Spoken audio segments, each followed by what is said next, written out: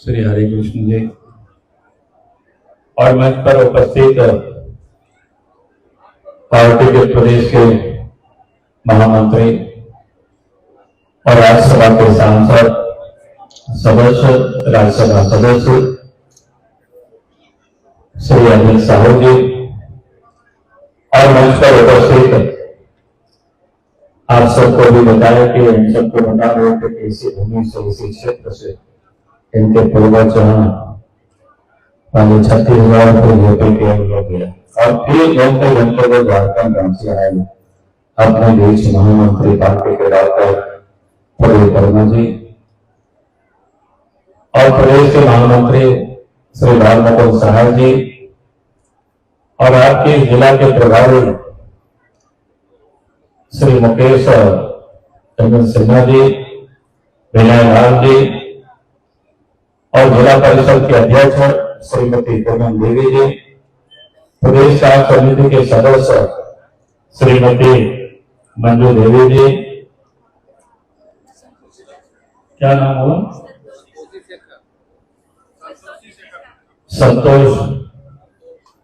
संतोषी शेखर जी, जिला परिषद के सदस्य और मंच पर यहाँ उपस्थित पार्टी के तमाम अवधेश सिंह चेवल जी, राजधानी सिंह यादव जी और प्रदेश प्रशिक्षण प्रमुख श्री मनोज सिंह जी और पार्टी के तमाम नेतागण और हम सब लोगों के संगठन प्रभारी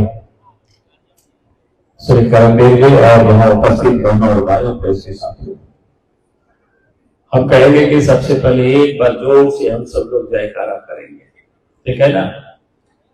खाना भी बन रहा है इसलिए चिंता नहीं करेंगे, भूख लगा है तो फिर खाना मिल जाएगा, क्या मिल जाएगा ना राधे जी, तो इसलिए सब लोग जोर से लगाएंगे तो थोड़ा खाने में भी और ठीक हो जाएगा, ठीक है। और नारा इतने जोर से लगना चाहिए कि ऐसा नहीं कि कोई हेमंत सोरेन के लोग बैठे होंगे तो वही नहीं लगाएगा, नहीं तो बाकी सब बीजेपी को यहाँ सुनने के लिए आए हैं, बाबूलाल मार्डी को सुनने के लिए आए हैं, तो सब लोग यहाँ नारा लगाएंगे, ठीक है। भारत माता की। देखो भाई पीछे हाथ नहीं उठ रहे हमारे माँ बहनों का, बताइए हमारे देश के प्रधानमंत्री नरेंद्र मोदी जी खूब काम करते हैं महिलाओं हमारे माँ बहनों के लिए, और आप लोग हाथ नहीं उठाएंगे तो कैसे होगा बताओ। हाँ चलिए, भारत माता की, भारत माता की। अरे माइक से बोल दो, भारतीय जनता पार्टी जिंदाबाद, भारतीय जनता पार्टी जिंदाबाद, नरेंद्र मोदी जिंदाबाद,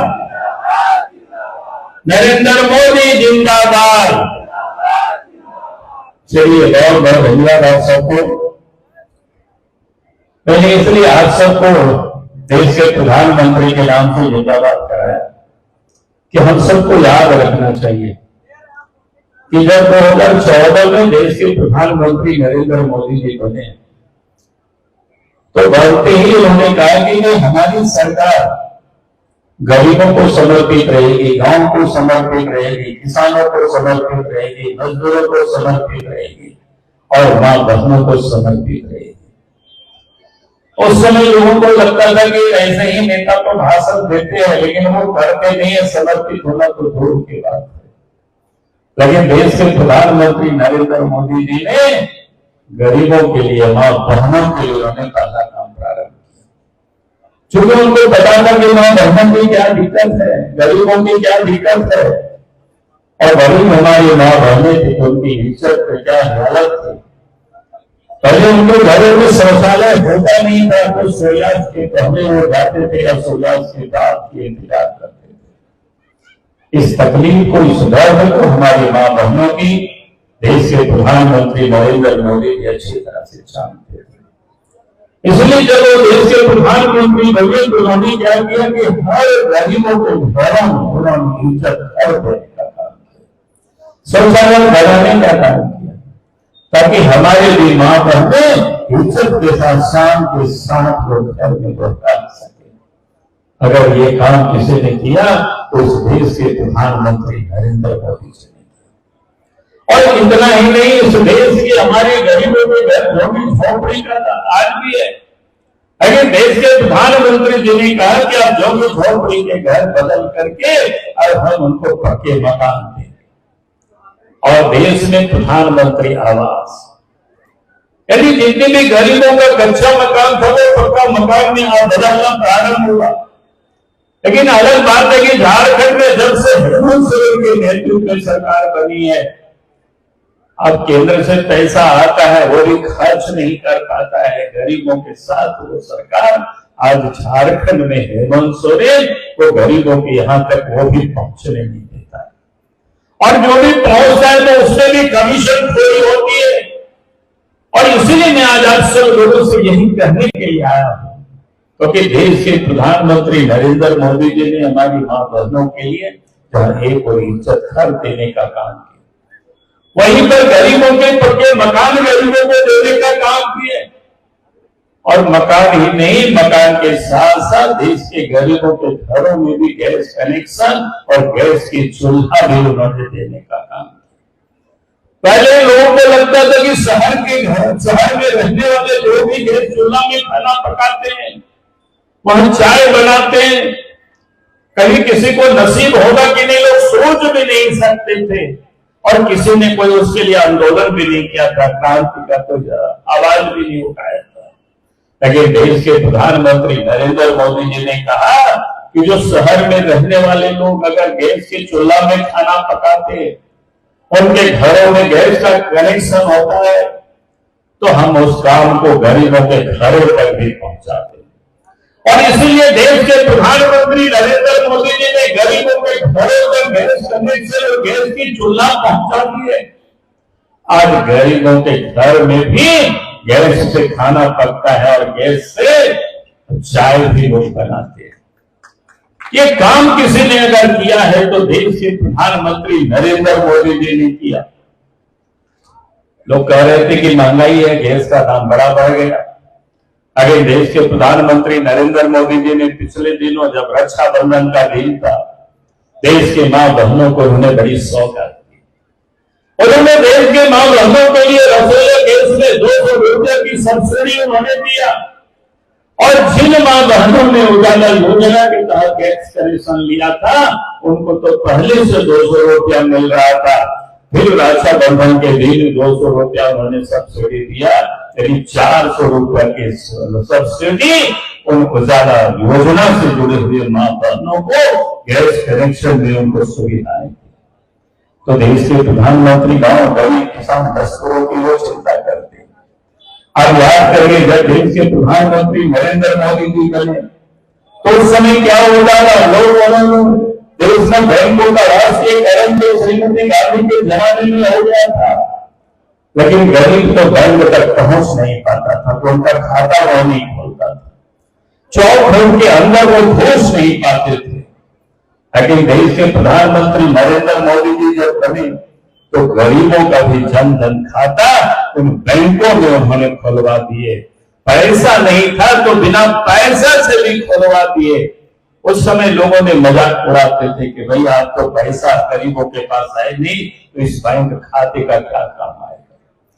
लेकिन देश के प्रधानमंत्री नरेंद्र मोदी जी ने वो तय कर रखा था कि देश में जितनी भी प्रकार की गरीबों को जो सहायता मिलती है या सब्सिडी मिलता है, अनुदान मिलता है, अब सीधा बैंक के खातों में पैसा जाता है।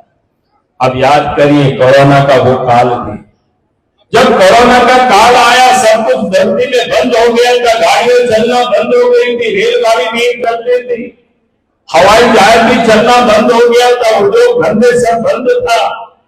उस समय गरीब सोचते थे कि अब हम कैसे बचेंगे, बाल बच्चों की कैसे क्या खिलाएंगे। लेकिन देश के प्रधानमंत्री नरेंद्र मोदी जी ने उन गरीबों के जन धन खाते में पैसा भेज दिया। भेजा था कि नहीं भेजा था बताइए, गरीबों के खाते में। तो देश के प्रधानमंत्री नरेंद्र मोदी जी गरीबों की चिंता करते, और उतना ही नहीं, उस समय से अभी भी देश के प्रधानमंत्री नरेंद्र मोदी जी प्रत्येक महीना गरीबों के घरों पर 5 किलो फ्री में प्रत्येक व्यक्ति अनाज भी पहुंचाने का काम कर रहे हैं। लेकिन आज अफसोस होता है जब यहां हम लोगों से पूछते कैसे मिलता है, तो लोग बोलते हैं कि हेमंत सोरेन जी वो अनाज भी ठीक से पहुंचा नहीं पाते, बल्कि वो उस अनाज को भी खुले बाजारों में बेच देते हैं, पैसे को अपनी तिजोरी में भर लेते हैं। बस सच है कि नहीं बताइए? ठीक से लोगों को अनाज नहीं मिलता है। जो महीना में मिलना चाहिए, फ्री में मिलना चाहिए, 5 किलो अनाज, वो फ्री वाला अनाज कभी मिलता है, कभी पैसे वाला अनाज मिलता है। यानी लोगों को इस प्रकार से ठग रहे हैं, लूट रहे हैं। आप जरा सोचिए, जो देश के प्रधानमंत्री गरीबों के लिए जो अनाज भेजते हैं, झारखंड के मुख्यमंत्री हेमंत सोरेन जी वो गरीबों के अनाज को भी लोग भेज देते हैं।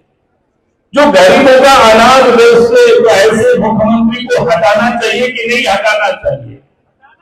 यही कहने के लिए मैं आज आपके बीच में आया हूं कि आप सब लोगों को यहां से संकल्प लेकर के जाना है। जो गरीबों के राशन तक को ठीक से गरीबों के घरों तक नहीं पहुंचा पाते हैं, तो वैसे मुख्यमंत्री को हमें इस राज्य की कुर्सी से हटाना है। यही कहने के लिए मैं, यही बताने के लिए मैं आया।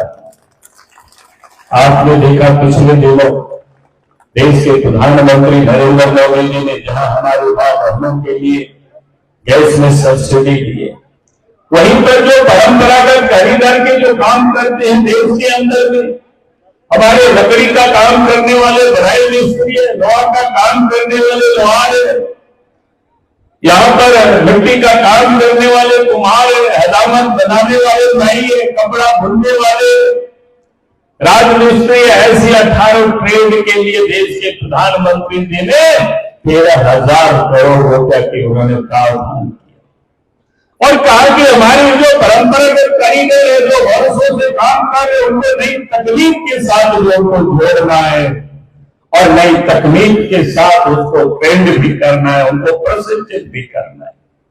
और इसलिए देश के प्रधानमंत्री जी ने विश्वकर्मा पूजा के दिन उन्होंने कहा कि अब उनको ट्रेनिंग भी दी जाएगी, जो प्रत्येक दिन ट्रेनिंग समय में 500 रुपए का भत्ता मिलेगा और ट्रेनिंग जब समाप्त होगी तो वैसा कुशल कारीगरों को 15,000 रुपया की उनको किट्स भी उपलब्ध करा दी जाएगी। और साथ में जब वो रोजगार करना चाहेंगे तो सस्ते ब्याज दरों पर पहले 1 लाख रुपया, फिर 2 लाख रुपया, फिर 3 लाख रुपया तक की ऋण भी उपलब्ध कराई जाएगी। अब जरा सोचिए, आज तक इन कारीगरों के लिए किसी भी सरकार ने कभी चिंता नहीं की, किसी भी सरकार ने कभी सोचा नहीं, कभी कोई विचार नहीं किया।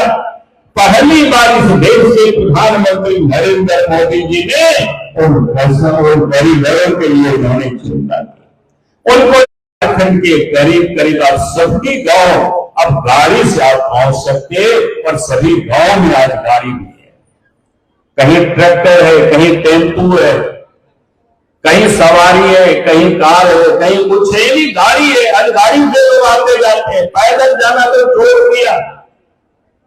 अब चलो सोचिए, बीजेपी की जब इतनी कम समय में अटल जी 6 वर्ष तक इस देश के प्रधानमंत्री रहे और नरेंद्र मोदी जी 9.5 वर्षों से देश के प्रधानमंत्री है, अगर ये 14-15 वर्षों में इतना काम हो सकता है तो इतनी वर्षों तक कांग्रेस इस देश में राज किया तो फिर कितना वो काम कर सकते थे, फिर और काम होता, इस काम की कोई जरूरत नहीं होती। लेकिन कांग्रेस पार्टी ने कभी भी इसकी चिंता नहीं की और बिजली तो गांव के लोगों को कोई नसीब में नहीं था। याद करिए उस समय क्या हालत थी गांव की, गांव घर के लोगों ने बिजली नहीं देखा। मैं लोगों को एक घटना बताता हूं, आप ही के बगल की घटना है।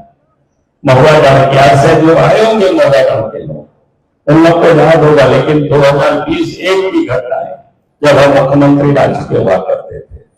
यही बेतला के नेशनल पार्क से मैमोर जा रहे थे, हमारी थोड़ा रोड शुरू करने की आदत थी, तो हमने जवानों ने रोक लिया हमारी गाड़ी को, कहा कि सर देखिए अब तो ब्लॉक बन गया, लेकिन हम लोग को बिजली नहीं पहुंची आज तक और बिजली पहुंचना चाहिए। लड़कों से हमने पूछा कि आगे पीछे कहां तक बिजली है, लोगों ने बताया।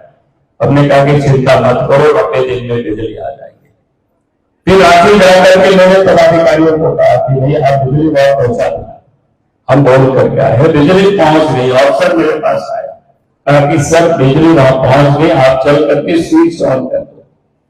हम फिर हेलीकॉप्टर से आए, महुआ होते फिर नौजवानों ने किया ताकि हम लोग की बात सुन ली। जब ने कहा कि देखो भाई बिजली पहुंच के स्विच ऑन करके आपके घर घर भी मीटर वहां भी बिजली पहुंच जाएगी और आप लोग स्विच को ऑन कर लीजिएगा, चिंता मत करना। बोला कि नहीं, हम लोग की बात सुन लीजिए। एक आदमी केरल से मर गया।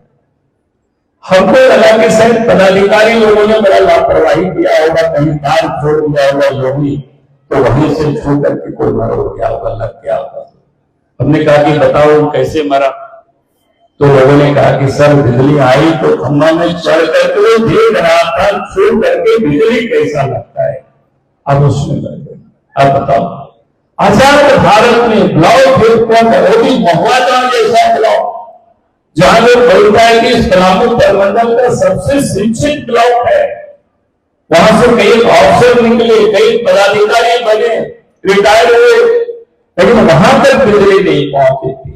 आप सोचिए, जिन लोगों ने 50 वर्षों तक इस देश में राज किया, प्रदेशों में राज किया, और तक बिजली नहीं पहुंचा सका। और बीजेपी की सरकार बनी तो ब्लॉक हेडक्वार्टर की बात छोड़ दीजिए, अब झारखंड की गांव गांव तक बिजली पहुंची है कि नहीं पहुंची है? बताइए।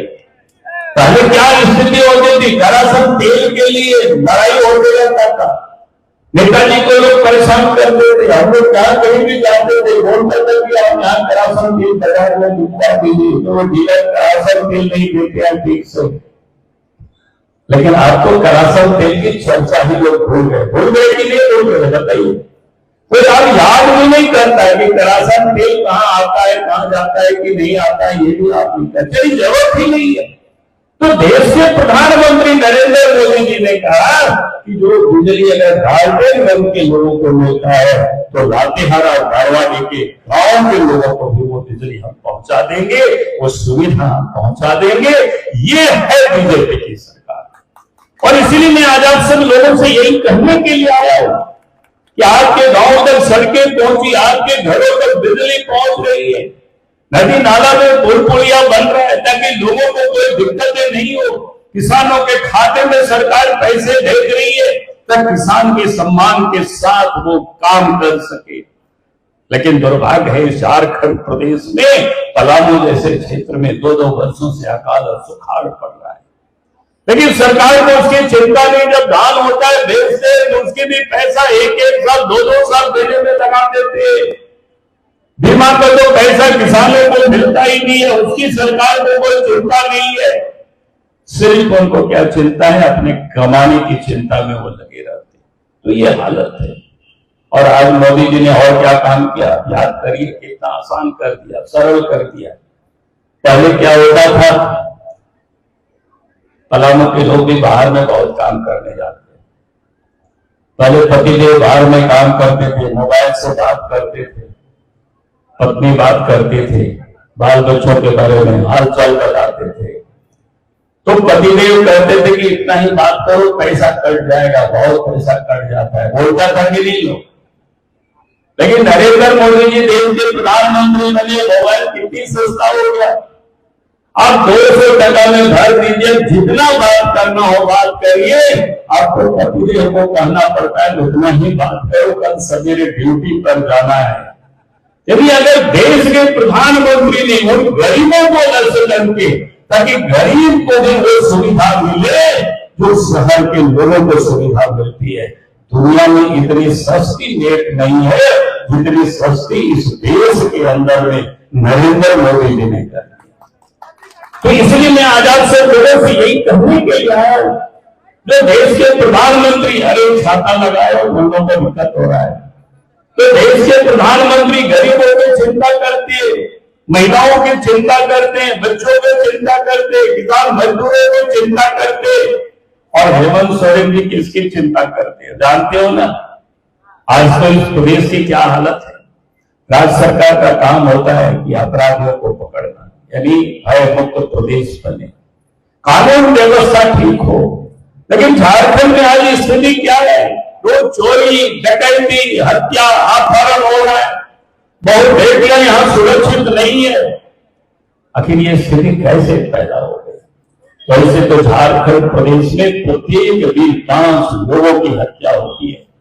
ये झारखंड सरकार के गृह विभाग में का वेबसाइट से आप खोलेंगे तो आपको ये मिलेगा जो मैं बोल रहा हूं।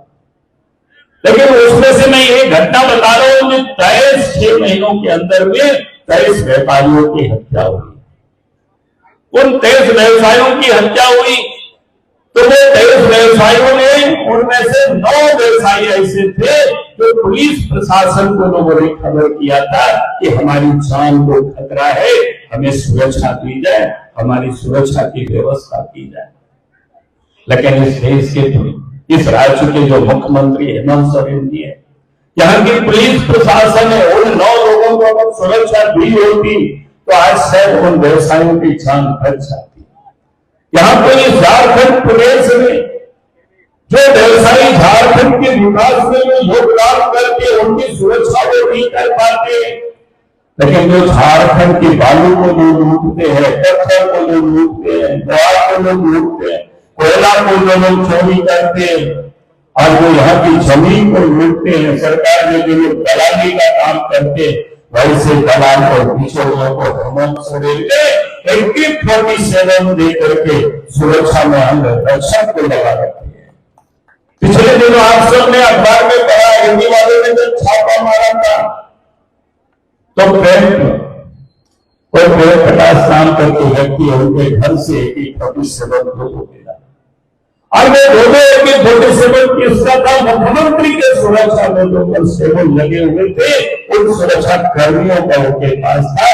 अर्थात जो इस राज्य की दलाली करता है, इस राज्य को जो लूटता है, उनकी सुरक्षा में हेमंत सोरेन जी ने दोनों AK-47 दे करके सुरक्षा कर्मी को लगा रखे थे कि इनकी सुरक्षा की जाए और उन व्यवसायियों की उन्हें सुरक्षा दी थी। और इसलिए मैंने हेमंत सोरेन जी से कहा है कि भाई आप इसको CBI से जांच कराओ। CBI से जांच कराने में डरते हो तो SIT गठित करके आप जांच करा देना और जो भी पुलिस ऑफिसर दोषी होंगे उनके ऊपर कार्रवाई करो। अगर आपने उस पर कोई कार्रवाई नहीं किया तो जिस दिन इस प्रदेश में बीजेपी के नेतृत्व में सरकार बनेगी तो पूरे मामलों को जांच करा दिया जाएगा और फिर जो भी दोषी होंगे, चाहे कितने भी बड़े पुलिस पदाधिकारी हो, उनके ऊपर कार्रवाई की जाएगी। जब तक आप उसके ऊपर जवाबदेही आप तय नहीं करेंगे तब तक इस राज्य में अपराध नहीं रुक सकता है। और इसीलिए मैं आप सब लोगों से यही कहने के लिए आया हूं, वे अपराध मुक्त झारखंड को बनाने। आज क्या स्थिति है? हम तो लोगों से पूछते हैं कि नहीं बताओ आखिर ऐसा स्थिति क्यों पैदा हो, ये अपराधी वे खौफ हो करके अपराध कर रहे हैं। अगर डरे हुए हैं तो झारखंड प्रदेश की जनता डरी हुई है। आखिर ये परिस्थितियां क्यों पैदा हुई? जब इस प्रदेश में मुख्यमंत्री बाबूलाल मरांडी होते, अर्जुन मुंडा मुख्यमंत्री होते, रघुवर दास मुख्यमंत्री होते तो अपराधी खौफ खाते थे। अपराधी झारखंड छोड़ करके भागते फिरते हैं, छूटते हैं। लेकिन हेमंत सोरेन की आते ही जेल और कांग्रेस की सरकार बनते ही आखिर अपराधी अपराध में लग जाते हैं। आखिर क्या कारण है? तो लड़का लोगों ने आकर के मुझे बताया कि सर हेमंत सोरेन के राज्य में पुलिस का काम पुलिसिया काम नहीं करता है पुलिस वाले। हमने कहा कि करता क्या है? उन लोगों ने बताया कि सर पुलिस का काम तो अपराधियों को पकड़ना, चोरों को पकड़ना, गुंडों को पकड़ना, उनको जेल में डालना, उनको सजा दिलाना। लेकिन हेमंत सोरेन जी तो पुलिस को क्या कर रखे हैं, सड़क के किनारे में खड़े रहते हैं, बालू के ट्रैक्टर को देखते हैं और उसको पकड़ लेते हैं। हरा हरा नोट दीजिए तो छोड़ देते हैं, नहीं तो आप कौन से बेल करा दीजिए। बात सही है कि नहीं भाई बताओ? अगर हम झूठ बोल रहे हैं, लेकिन हमको सवेरे सवेरे में देखला गेस्ट हाउस में पलामू वाले आए थे हमसे मिलने, तो लोगों ने तो और बताया कि हम आगे कोई जान नहीं रहे, हम लोग पूरा पलामू निकल गए, आज बता रहे हो तुम लोग। बोला कि हम लोग बता नहीं पाए। बोला कि आप ट्रैक्टर से तो कोई बालू लेकर के लोग नहीं जाता है, आप मोटरसाइकिल से और साइकिल से बालू लेकर के लोग जाते हैं। लेकिन मोटरसाइकिल वालों को भी पकड़ते हैं तो 30,000 रुपया मांगते हैं और साइकिल वालों से भी 5 से 10,000 रुपया वसूल करते हैं। बात सही है कि झूठ है? बताओ। तो ये हालत है, बताइए पुलिस का यही सब काम है क्या? पुलिस का काम तो चोरों को पकड़ना, लेकिन पुलिस को हेमंत सोरेन ने लगा दिया वसूली में, और वसूल करके पैसा उनको लोग देते हैं। हमने तो विधानसभा में हेमंत सोरेन जी को कहा था कि भाई आप झारखंड की नदी नाला के बाजू को आप अगर चाहते हो कि पैसा आगे फैलाना में, इतना ही अगर झारखंड की स्थिति खराब है तो आप कम से कम अविलंब उसको नीलाम कराइए। कम से कम पुलिस वाले तो लोगों को तंग नहीं करेगा और नीलामी हो जाएगी तो फिर लोग खरीद पाएगा, सस्ते दरों पर खरीद पाएगा, सम्मान के साथ अपनी घर और मकान बनाएगा। बालू को चोरी छोपी क्यों लाएगा? अगर आपने जब तक आप ऑक्शन नहीं करते, नीलामी नहीं करते, तो हमने कहा था कि तब तक झारखंड में निर्माण का जितनी भी प्रकार का काम होता है, चाहे वो प्रधानमंत्री आवास हो, चाहे वो व्यक्तिगत भी कोई निर्माण का काम हो, तो आप बालू को आप फ्री कर दीजिए। और बॉर्डर पर आप चेक पोस्ट लगा दीजिए, यूपी के बॉर्डर में लगा दीजिए, बिहार के बॉर्डर में लगा दीजिए, बंगाल के बॉर्डर में लगा दीजिए, छत्तीसगढ़ के बॉर्डर में लगा दीजिए, ताकि यहां से कोई बाहर ले जाएंगे बालू तो उनको वहां पुलिस पकड़ लेगी। लेकिन यहां उल्टा होता है, बाहर तो सबके सब बालू जाता है, लेकिन यहां बालू आप कोई भी लेके जाएंगे तो लोग पकड़ता है। हमने कहा कि हेमंत जी, जब झारखंड राज्य बना था तो राज्य बनने के खुशी में हम लोगों ने बालू को पूरी तरह से फ्री कर दिया था और कोई पुलिस वाले नहीं पकड़ते थे, आपको सबको याद है ना। और 2013 तक बालूघाट पूरी तरह से फ्री था, किसी को कोई पकड़ने वाला नहीं था। ये बालू की लूट कब से प्रारंभ हुई? जब 2013 में अर्जुन मुंडा को हटा करके हेमंत सोरेन जी कांग्रेस के सहयोग से मुख्यमंत्री बने। क्या हो गया जी? कोई बात। और कांग्रेस के साथ मिलकर के जब वो मुख्यमंत्री बने तो फिर उन्होंने मुंबई से और दिल्ली से बालू लुटेरों को लेकर के आया और उस वक्त से ये बालू की तस्करी प्रारंभ हुई। उसी समय से ये बालू में लूट शुरू हो गई। और इसीलिए मैं आज आप सब लोगों से यही कहने के लिए आया हूं, इस झारखंड में अगर ये हेमंत सोरेन जी रहेंगे तो नदी नाला का बालू तो सब लूट ही जाएगा और इस झारखंड के लोगों के लिए कुछ भी नहीं बचेगा। और इसलिए मैं आप सब लोगों से यही कहता हूं, अपराध मुक्त झारखंड बनाने का संकल्प लेकर के यहां से जाना है। और दूसरी समस्या भ्रष्टाचार की। अब यहां भ्रष्टाचार, आप सरकारी दफ्तरों में जाएंगे, बिना पैसा से कोई काम नहीं होता है। चाहे वो जाति प्रमाण पत्र हो, आय प्रमाण पत्र हो, आवासीय प्रमाण पत्र हो, यहां तक कि अगर मृत्यु प्रमाण पत्र भी बनाना होता है तो आपको पैसा लगता है। लगता है कि नहीं लगता है? बताइए। तो ये सब जगह यही हालत है। और इसलिए मैं लोगों से कहता हूं, बहुत सारे लोग कहते हैं कि भ्रष्टाचार समाप्त होगा कि नहीं होगा। हमने कहा कि भाई समाप्त होगा। हम लोगों ने प्रैक्टिकल किया है कि अगर 20 दिन इस राज्य की सत्ता में बैठे हुए लोग पैसा लेना बंद कर दे और विकास योजनाओं में कमीशन देना बंद कर दे, फिर अफसरों की मजाल नहीं होगी कि किसी गरीब से पैसा वसूल करे। लेकिन झारखंड में क्या हो रहा है? आप 2 दिन पहले आपने अखबार में पढ़ा होगा, यहां तो दलाल लोग सरकार को चलाते हैं और दलाल लोगों ने कई नए नए शब्द का लोगों ने इजाद किया है। फॉल क्या कहते हैं? फाइल। फाइल का मतलब होता है लाख टका। बोला 10 फाइल तैयार हो गया, तैयार हो गया। कोड वार्ड में लोग लिखते थे और बात करते थे आपस में। ईडी वालों ने पकड़ा उसको, अखबार में फिर छपा। फाइल का मतलब 10 लाख, 10 फाइल तैयार है यदि 10 लाख, 20 फाइल तैयार है 20 लाख, 50 फाइल तैयार है 50 लाख, यानी फाइल का मतलब लाख।